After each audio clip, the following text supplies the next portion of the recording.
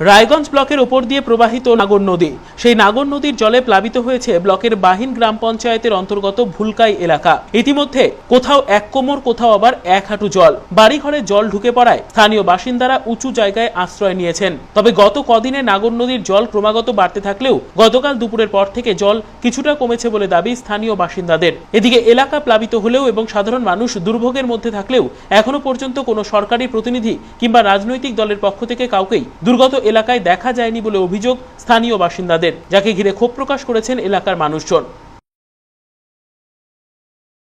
এই মুহূর্তে বলতে চাইবো যে আপনাদের কাছে অনেক ছবি আমি তুলে ধরলাম, যেগুলো আমাদের গ্রামের অবস্থা। তো আমি এখনও পর্যন্ত কোনো রাজনৈতিক দল কিংবা কোনো প্রশাসন, কোনো সরকারি পদ থেকে কোনো সরকারি কর্মচারী এই গ্রামের মানুষের সাথে যারা অবহেলিত রয়েছে তাদের সাথে কেউ এখনও পর্যন্ত কোনো যোগাযোগ করেনি। তার মানে পশ্চিমবাংলায় রাজনীতি চলছে শুধু ভোটের সময়, বাট মানুষের যখন পাশে থাকা দরকার, যখন দরকার থাকে তখন কোনো রাজনৈতিক দলের দেখা পাওয়া যায় না, তখন কোনো পাত্তা পাওয়া যায় না। WhatsApp report, Kulik news, Raiganj.